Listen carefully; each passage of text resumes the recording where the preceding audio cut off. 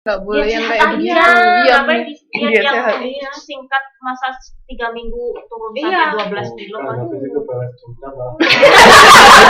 Habis itu balas dendam. Kalau balas dendam sih enggak, cuman masih minum susunya. Pagi sarapan susu kan gitu. Kalau siang Makan ya, nasi. makan nasi. Cuman kan itu waktu itu kan di Thailand. Kan kalau di Thailand itu nggak ada kerjaan, habis makan ya udah tidur gitu. Itu. Iya. Makanya Makanya nggak bisa kurus sama. itu kemarin saya waktu winter vacation kayak gitu itu kayak ini membulat. Kalau dibandingin sama itu kan habis nggak ngapain kerjanya cuma bikin makan, tutup semua kan restoran deket kampus. Jadi kerjanya Tapi emang mahal, tugasnya makan kalau makanan Indonesia kan lebih Berminyak. dan lebih enak kan, jadi pengen makan mulu ya. ada Allah. makan. Sekarang Tapi membulat. memang kedua orang tua saya juga udah gemuk gitu kan, jadi Kali ya tahu. mungkin kakak saya juga gemuk gitu. Kalau turunan faktor turunan mau didietin. Tapi pernah sebelum saya berangkat ke Singapura kan, diet itu 3 bulan saya turun 10 kilo. Makan sih 3 kali masih nasi, cuman nasinya cuma 2 sendok. Semuanya sayur gitu, semuanya makan sayur kayak gitu 3 Kan bulan. nasi kan bikin gemuk. Cuma 2 Karbohidrat. sendok. Iya, nasi kan bikin gemuk. Makanya dosisnya gimana. Kalau satu piring Udah makannya satu sendok lagi terus ya. Enggak, 2 sendok itu saya emang apa namanya ambil nasinya di piring itu cuma 2 sendok, semuanya sayuran. Tapi waktu itu banyak yang mendukung saya kan, ibu saya ngedukung saya biar ini biar turun berat badannya, kakak saya juga. Jadi kadang diet itu apa pengaruh lingkungan juga gitu. Kalau misalkan lingkungannya makanya gini-gini, oh kadang aku pengen juga gitu kan. Waktu itu ibu saya kalau misalkan bilang ke kakak saya, adik saya, kalau pengen makan enak beli di luar. Masak cuman buat saya doang ya kayak gitu. Jadi 3 bulan turun 10 kilo. Pas ke Singapura kan naik lagi 5 kilo. Kan masalah diet juga pengaruh lingkungan kan. Tadi sikap juga dipengaruhi lingkungan, gak hanya dari dalam diri kita sendiri. Oke. Nah, ini pola konsumsi dan konsep diri. Jadi dari produk, citra merek, kan tadi kan kayak yang saya bilang, ketika pemasar itu memasarkan produk, dia pasti memposisikan dirinya seperti apa, kan ada citranya, image-nya. Nah itu, ini sama ada konsep diri dari konsumen. Itu kalau berkaitan, biasanya kita lebih memilih produk tersebut yang konsumen merasa saya dan produk ini saling berkaitan atau memiliki personality yang sama, kesamanya sama ini. Hubungan antara konsep diri dan citra merek. Terus perilaku mencari barang dan merek yang mempertahankan atau meningkatkan konsep diri. Jadi yang kayak tadi, kalau kita merasa diri kita sporty, kita pilih barang yang mencerminkan sportivitas, kayak gitu. Terus kepuasan ini juga pembelian berpengaruh pada pembentukan konsep diri yang diinginkan. Jadi ini hubungannya. Ada yang mau ditanyakan? Nah ini kan kayak gini nih kan berarti kalau misalnya kita bicara tentang research model, berarti si produk sama citra merek itu bisa mempengaruhi hubungan antara konsep diri dan citra merek. Terus hubungan antara konsep diri itu bisa mempengaruhi perilaku, perilaku bisa mempengaruhi konsumen. Kalau kita bicara research model itu kayak gitu. Jadi panahnya kemana, berarti itu yang dipengaruhi, dan yang asal dari panah itu yang mempengaruhi. Jadi variabel X mempengaruhi variabel Y. Ini variabel independen itu yang mempengaruhi, kalau variabel dependen itu yang dipengaruhi. Jadi siapa ini mas? Apa dia? Ya, jadi X mempengaruhi Y, independen mempengaruhi dependen. Nah ini pengaruh konsep diri terhadap perencanaan pemasaran.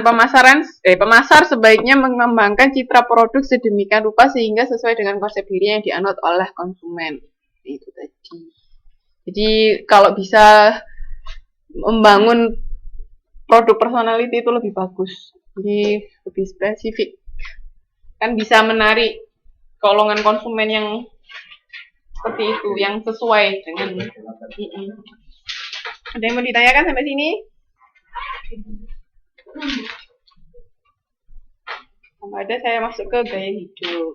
Siapa yang merasa gaya hidupnya hedon?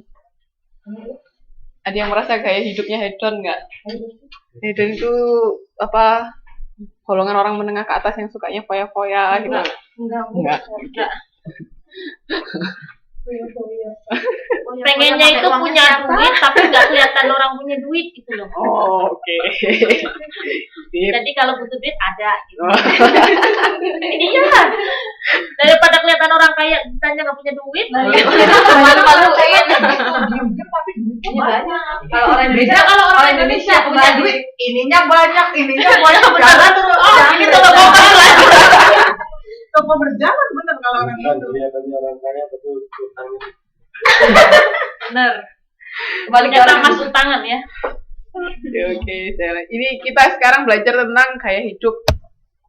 Gaya hidup itu cara seseorang menjalani kehidupannya, bagaimana seseorang menjalankan apa yang menjadi konsep hidupnya. Nah, ini lihat nih di gambar 4.3. Berapa, Mbak? 4.35. Oke. Jadi di situ faktor penentu gaya hidup ada demografi. Demografi itu bisa gender, terus income, usia itu demografi ya. Terus subculture, kelas sosial, motif kepribadian, emosi, nilai dari hidup rumah tangga, budaya, pengalaman di masa lampau. Jadi ini faktor-faktor yang bisa mempengaruhi gaya hidup. Ya kan? Tapi juga biasanya income itu juga paling mempengaruhi gaya hidup ya toh.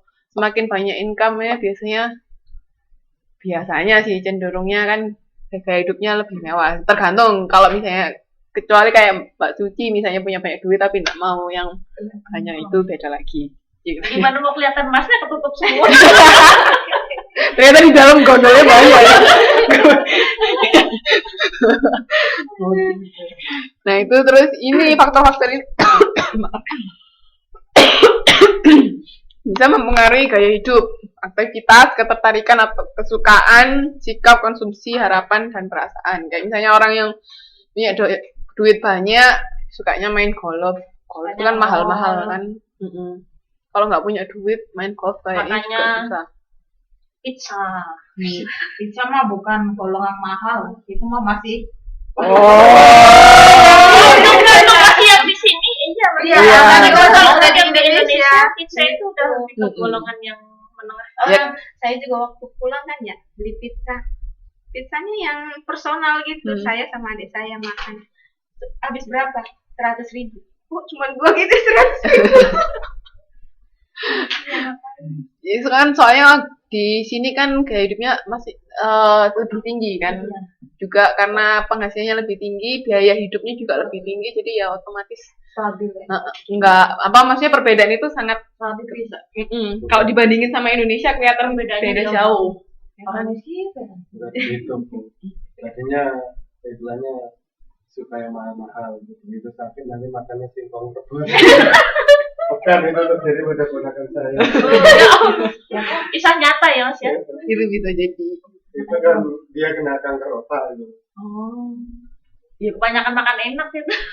Enggak, dia kan suka istilahnya gayanya agak gimana gitu. Biasanya kan makannya nggak terkontrol kan orang-orang kayak gitu. Biasanya kalau yang kena penyakit kanker itu kan karena gaya hidupnya kurang sehat ya. Tapi enggak juga ya, ibu saya juga kayak gitu. Dibilang gaya hidup kurang sehat juga enggak juga. Tapi tetap kena kanker. Karena apa?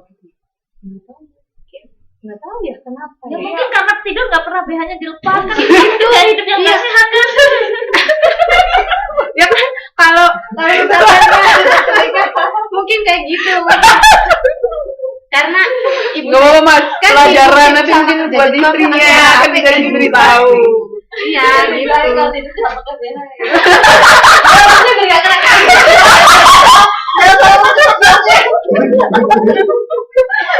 Mungkin buat kami dulu.